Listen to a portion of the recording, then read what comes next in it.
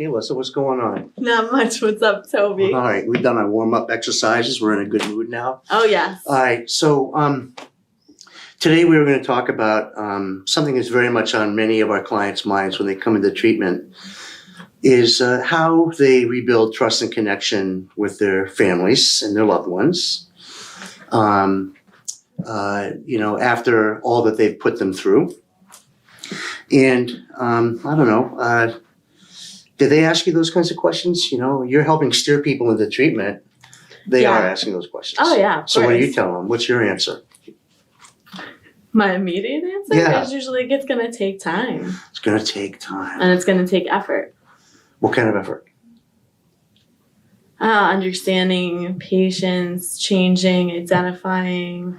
You have better ones. Identifying where the lack of, the disconnection is from like what they're expecting and what you're expecting. Okay. Well, all right. So, as you might guess, I have a bit of a formula for it. Yes, I'm sure you do. Yeah, I'm big on my formulas. First of all, let's focus on the feelings that they have when they get in here. You know, so you and I, we have some personal experience in this matter, so we can talk about what it's like to come into recovery and kind of seeing the wreckage that your addiction has caused and what kind of feelings people are running into.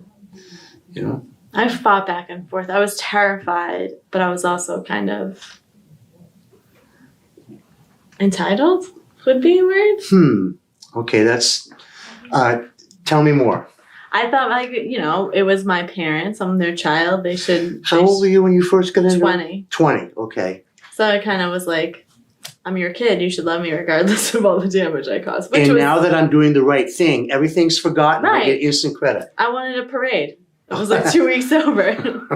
I didn't get it. I didn't get it for good reason. You didn't get a parade. No. Well, but actually that does bring up the important consideration, which is, people of different ages have different expectations. And the younger people are in recovery, the more childish their expectations are. Like, I did a good thing, so I get an instantaneous reward. Yeah. Everything should be wonderful again, right? I wanted it kind of like when I came into recovery, I was just like, all right, let's start fresh. And ignore everything because it's too overwhelming to think of. Okay. And how were your parents with that approach? No. No? Where were they at? They were upset, rightfully so. Yeah. They were proud of me and they were happy I was doing the right thing, but they were apprehensive. Yeah. So. Yeah. How was it for you when they would get angry with you or bring up past stuff? I'd get so angry. I would get so angry, which only made it worse. Yeah. Yeah. Were they, okay. So you were feeling a little entitled. You were feeling a little scared. What were you scared of? Pretty much everything, and the fact that I might have to face the past and make up for it, and I was nervous I might have to tell them things that they didn't know in order to make up for the past. So if we're nervous about facing the past and owning up to them, what are the feelings that we might be running into as a result of that? Right, everything that comes along with repairing relationships. I was just terrified. Okay, guilt. Tons of guilt. Right. Okay. Anything else? Tons of guilt. Shame, maybe? Shame. Okay. It was just really overwhelming. Every emotion I could possibly, because I still was not in a place where I could identify what I was feeling. I just remember feeling extremely overwhelmed and it was never going to stop and nothing was ever going to get okay again. Right. So how did you get through all of that? You didn't have me as a brilliant counselor, of course. I know, which I needed. Somehow I managed. But how did you get through that? Well, I think that it came in a lot of help was the fact that I had a therapist. I had my 12-step fellowship and the connections I had there who had people that had already been through it and kind of gave me their experience. And that my parents both had their outlets. So my dad had his own recovery network. My mom had her own recovery network to kind of separately help ourselves and then come together with that. It's interesting that you bring that up because one of the things that we try and do with loved ones of people that are in treatment, and we've talked about this in other episodes, is try and sell them the idea that they need to be in recovery too. Yeah.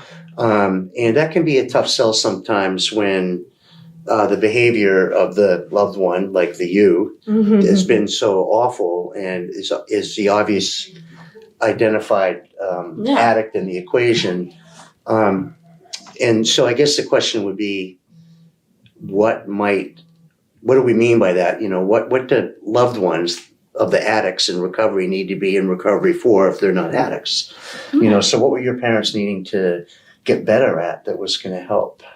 I think that for my dad, I think he struggled with a lot of guilt because he was in recovery. Mm-hmm. So he felt like he might be part of the Yeah, but you're the addict. What's he guilty all about? I think he was afraid that he might have created me to be a drug addict. Genetically or? Yeah, genetically. Or that you were exposed to his active addiction? And I was exposed to both. All right, so he had his own guilt. Right, and I think that with his experience in recovery was a benefit and a fault because he knew what I had to do, but he also knew it was my own journey because he'd been through it. But it kind of set him up to have expectations of what he thought I should be doing for my recovery. Right. And then for my mom, I had damaged her a lot. There was no communication between us, lost hope.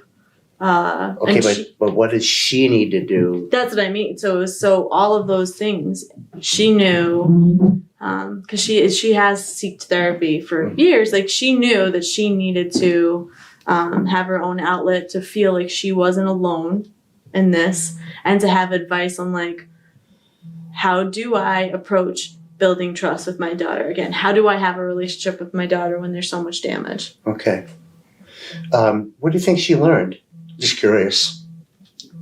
She learned boundaries, which was very needed considering I was entitled, and at the beginning I didn't really have an understanding. Well, okay, time out. Boundaries.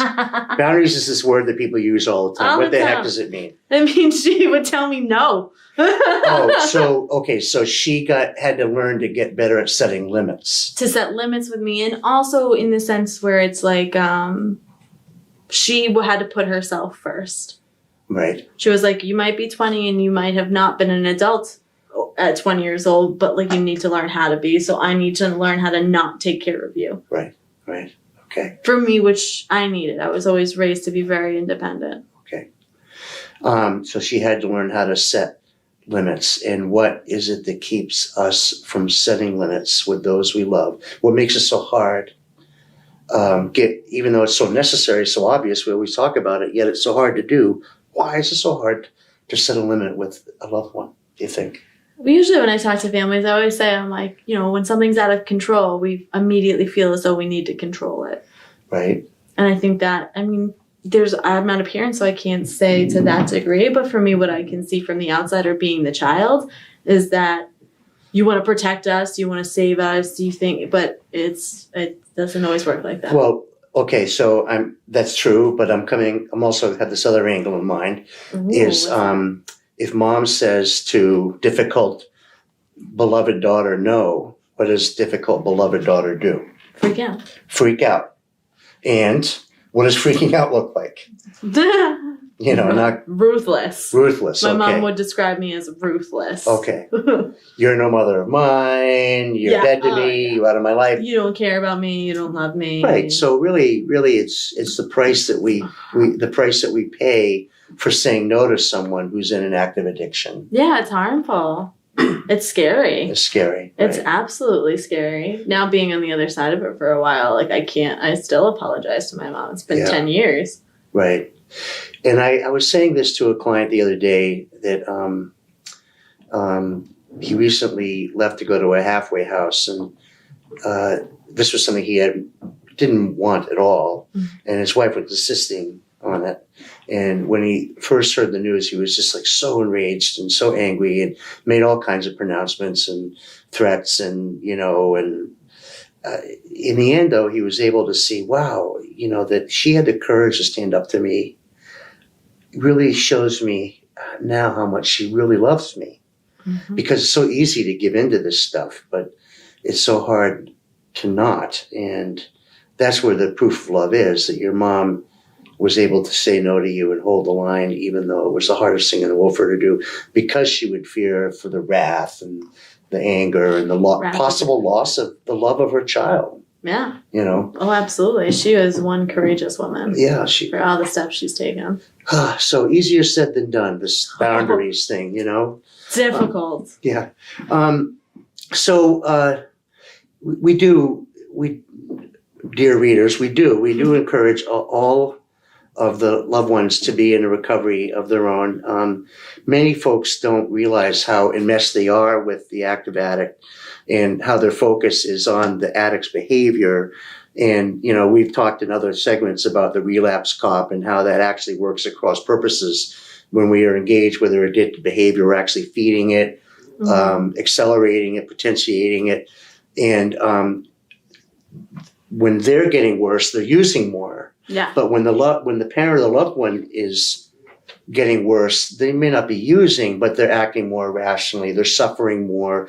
Their decisions, their choices are less well informed, and it's in the end, what you do lose is the connection and the relationship, and that's what the addiction loves. It's just like, ha ha ha ha!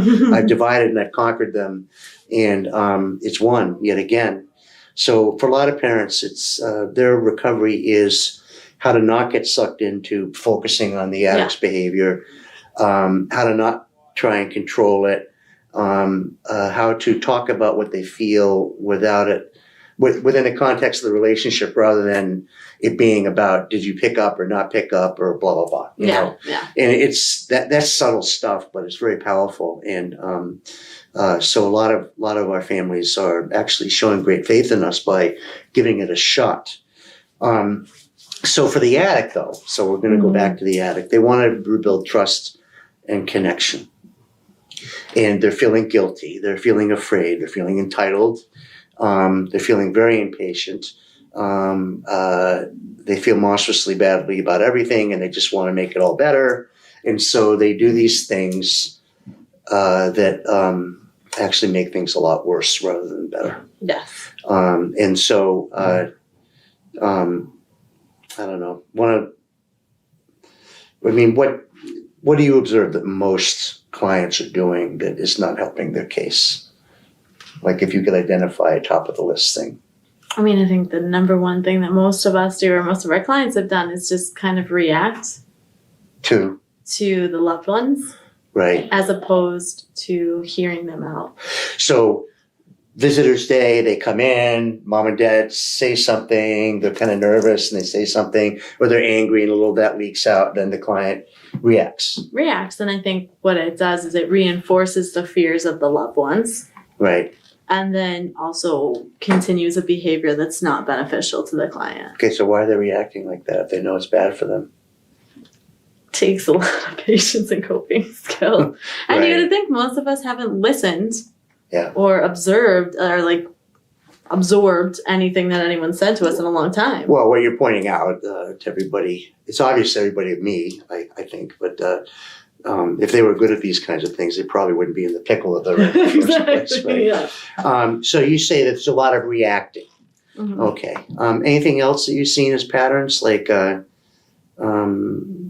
Well, I don't know. You mentioned, wanting it all to happen right now. Expectation. Right.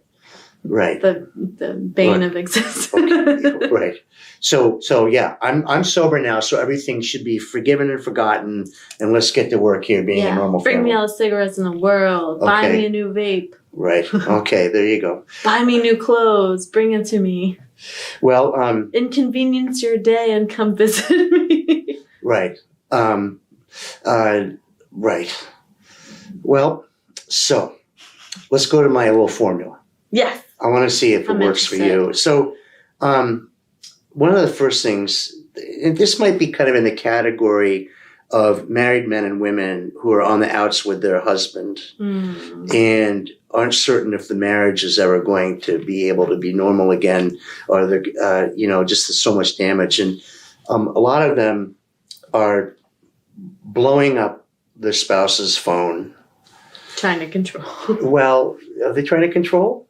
I mean, they're blowing their phone up. I'm in recovery. Things are better. I want to come home. Will you forgive me? Blah, blah, blah, blah, blah. It's like, or they're calling, they're blowing up the phone, or they're calling, they're writing. And what I would point out to them is like, well, what you're doing is you're chasing someone who needs a little space right now. Right. Yeah. Okay. So the first rule of is to not chase the distancer, because when you do that, it just makes them want to run even farther. And then, of course, as our clients will react to that, they'll take it personally. They'll freak out, and it just makes everything worse. But so, what does it mean though if you can't chase the distancer? What does that mean? What does that leave you with? Not what anyone wants to hear. Well, what is it? How hard? I mean, if you can't have what you want when you want it, you can't get all the answers that you want to have right now. So what's that kind of state is that going to leave you in? I mean, you'll probably be anxious and you'll probably be uncomfortable, but it's learning to be kind of okay in that situation. Yeah. And put the needs of the other person before your own. Right. So, which is partially what most loved ones are looking for. Right. So it may sound easy to not chase the distancer, but if we stop chasing the distance, that leaves us with our own incredible impatience and anxiety, the uncertainty, the not knowing. We want reassurance, but we're not going to get it. And so here we are dealing with some of our worst feelings, and we don't have our booze or our drugs to run to. So it's kind of like a recipe for almost like suffering in a way, Oh, yeah. Yeah. Okay. Well, see, this is... we're the deliverers of great news. Great news. Okay. I had another one is asking. So there's don't chase the distance. The other is asking. I had a client do this the other day. He called up his girlfriend and he said, "Do you think we have a chance?" And I said, no, listen, I know that you have this very much on your mind, but can you imagine why this might not have been the best idea? And he was actually pretty smart about it. He said, because either she was going to have to tell me some bad news or make up a story because she's afraid of hurting me. And I said, that's really a very good answer. What happened? Accurate. She told me some news that I didn't want to hear, which was actually worse than saying no, we're over. It was, I don't know, which means he asked and he got no answer at all. Right. So now he's back up to the whole sitting which I with not think is knowing. like more than 50% of the time when you ask, you're going to get not an answer. Right. I just, it puts people in an awkward position. You're asking for an answer that they're, like you said, that they're either uncomfortable to give or they don't have it. Well, and think about it. Your mom, if she was strong enough and brave enough, would have been much more honest with you, much more consistent with setting limits, but she was afraid to. Yeah. Okay. So imagine this girl talking to her boyfriend who's in early recovery. What's going through her mind? Geez, do I really want to be honest about this? Because my being honest in the past has caused spiral. Yeah, exactly. So she actually said, I don't know. And he got angry. And because, by the way, everybody, that when someone calls and asks that question, the person who's asking the question knows exactly what they want to hear. Yeah. Okay? They don't want to hear bad news. They want to hear the good news. Yeah, they're like, oh, all is forgiven. Yeah, right. So he was very angry. So later, and I credit him, he's young, but he did a good job. He called up and he said, listen, I'm so sorry for being so childish about it. I shouldn't have asked the question in the first place, putting you in a comfortable position. But I do want you to know that even though I might get mad about the outcome, that it's important that you make your decisions based on what's best for you and not. Yeah, aww. Sounds really good, doesn't it? Yeah, well, he's good. He's come a long way, this kid. So asking those questions that are it's not a good idea. So the other one is promising, and I don't know how many times do you make promises to your parents you were never going to use again? A lot. A lot. Did you? But you meant it when you said it, right? Oh, absolutely, 110%. Sometimes. Sometimes.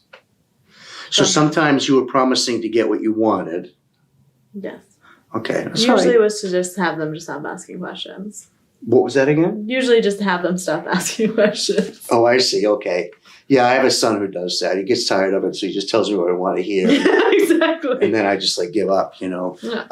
There's even in recovery though, there's tons of promises that I made that I couldn't keep. So maybe promising is just a bad idea in general? I compromise now. Well, okay. So I'm thinking like, so the reality is that you're clean and sober and you're talking to your loved ones. You want to rebuild trust. You want to regain their trust.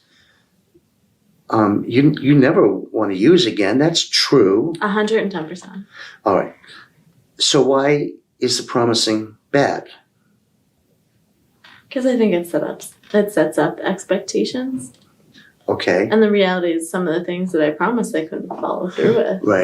Right away. It took time. How about from the perspective of the loved one hearing a promise? Oh no. Well, I can't speak for all people, but for like saying, like the entitled young me when I was newly in recovery, them making a promise, it was almost like I have a compulsive, obsessive nature about me. They make a promise, I would obsess about it, and then I would hold it over their heads. Okay. It was like it was like I used it for manipulation purposes. Okay. Right. So it's your leverage, but when they hear the promise, what are they feeling? Are they feeling better or not better? Is it making them feel better or not so good? I think my parents were apprehensive. I don't think that they trusted fully that I could promise. Right. So in other words, a promise was kind of like, a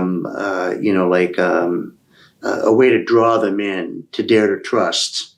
Yeah, they probably felt like they were getting manipulated. Yeah. Okay. There you go. I was going to use that word, but I think that's probably best. That's that's like the word to describe how I was. Okay. Well, I mean, but let's be honest. Everybody here wants to be sober and they want to rebuild trust. It's all very genuine, but it's promising the way to do that. And we're trying to caution them against that. Yeah. And we will get to how to kind of work around this stuff in a way that it is bound to pay off much more in the long run. The other one I put down is proving. This is something that a lot of parents will say to kids, and as prove it. What? Prove it.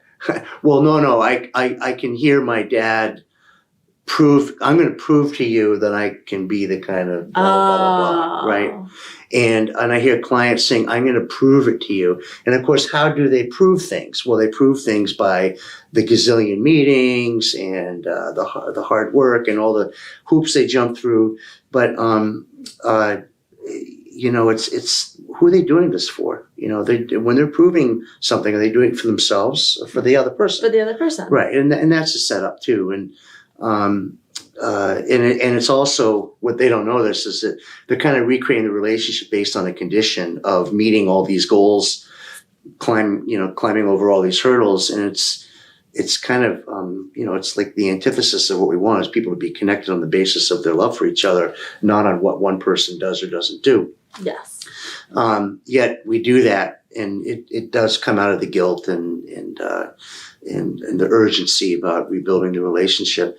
The other one is explain. This is, not everybody does this, but you will find addicts in early recovery saying, well, let me tell you why I did what I did. They always over-explain. It's like my number one thing to say. And you're talking to a mansplainer. I'm like, why do you explain? Like, why are you explaining? Why are you over-explaining yourself? Okay, so let's put ourselves in the shoes of being explained to, especially if they have the audacity to say, this is why I used and why I did that. How am I going to feel about that? I feel like they're trying to justify doing something that was not good for themselves. Yeah, bang. And the other happens thing to me a lot. I think that it also is kind of like you shouldn't be mad at me because You're not justified with your feelings. Yeah, because I had issues and stresses, and it's like what you should understand where I'm coming from, right. Even though I'm not going to offer you any understanding. The way you put that just made me mad. So explaining is really a bad idea. Really bad idea. Yeah. If you want to hit any home runs with your family, don't do that. No. So don't chase, ask, prove, promise, or explain. And what we say to clients is, and we try to remind ourselves too, because we're human as well, after all. Absolutely. Is that when we're doing all those things, chasing, explaining, asking, promising, whatever, what do we sound like? The same. We sound like we're addicts. Yeah, we sound like we're active. Not to be trusted at all. And then we wonder why things aren't progressing along in the way that we are. Exactly. So, all right. So if we identify those things and we buy into that, what do we do instead? It's back to that question. What do we do instead?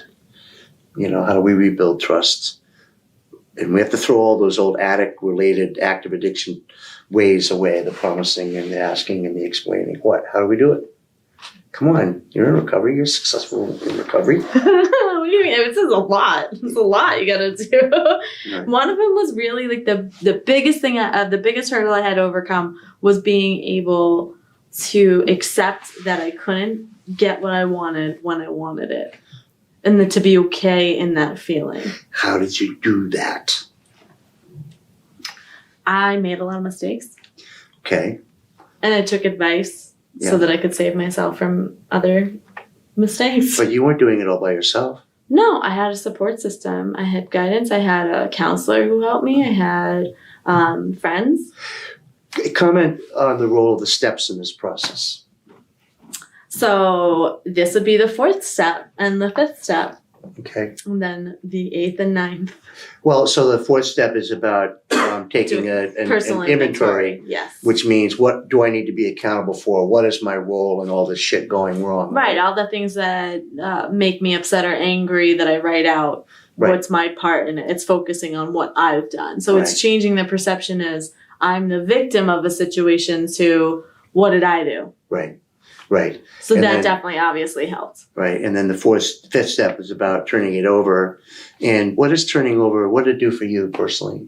Sharing it with somebody else kind of made me, it was a really big relief. It was like this huge stone that I'd been like walking around with was just like thrown aside, and I could breathe for the first time. I could walk freely. Right.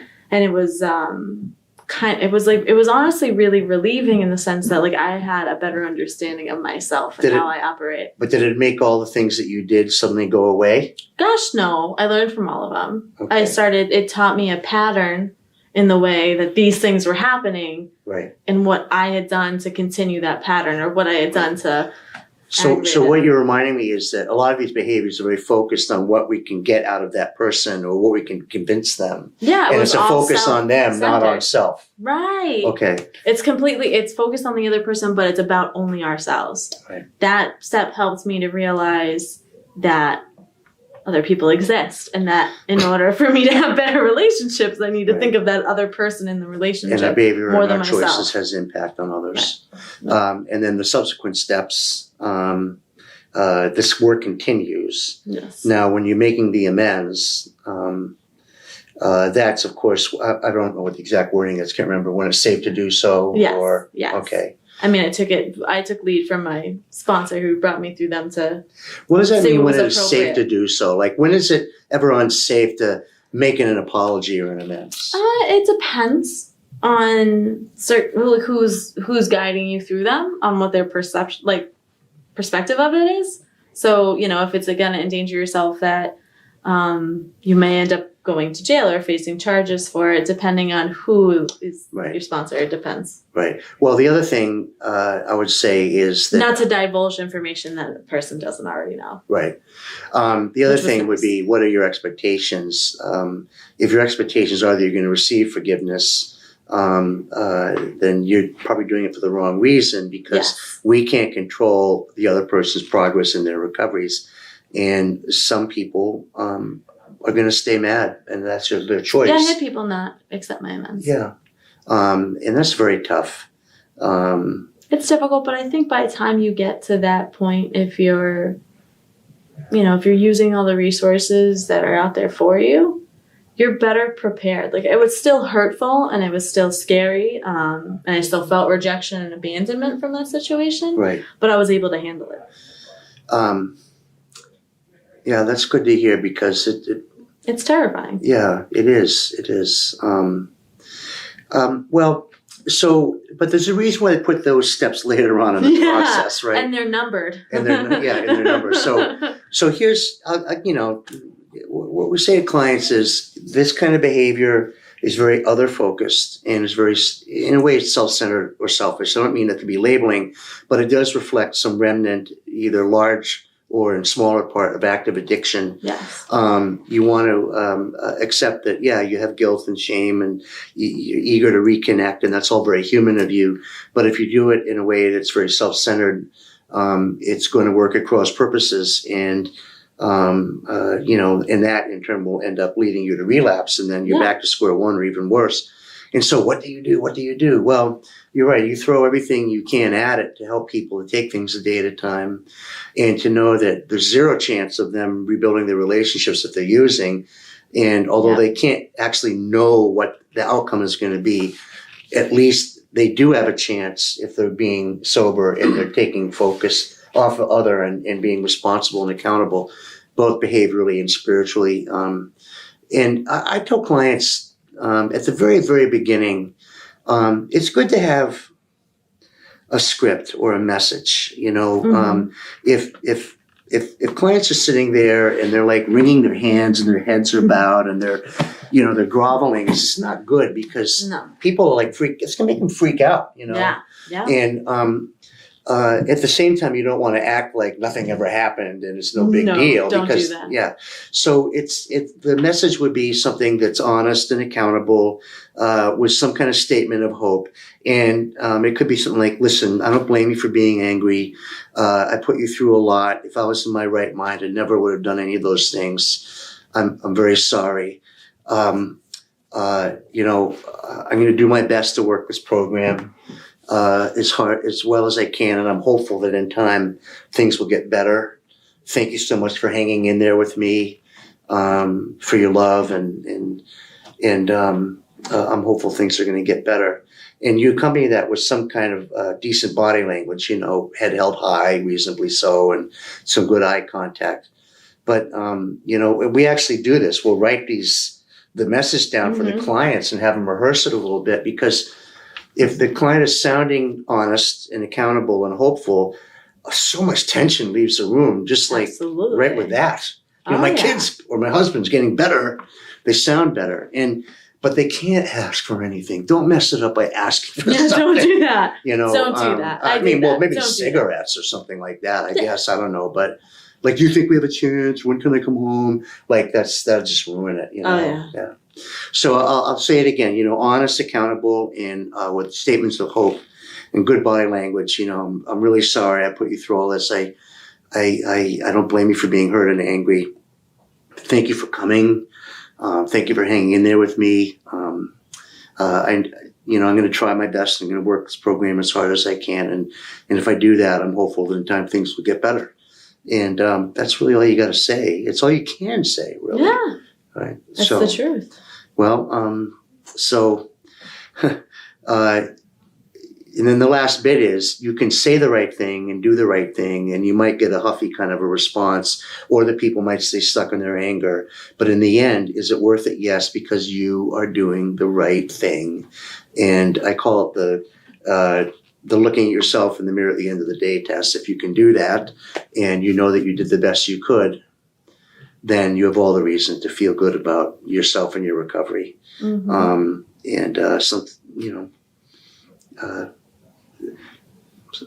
I think that a lot of our clients are starting to get that. So, absolutely. Anyways, that's our take on rebuilding trust in our informal way today. So I hope you enjoyed it. And somewhat thanks. informal. Yeah, thank you. Thank you.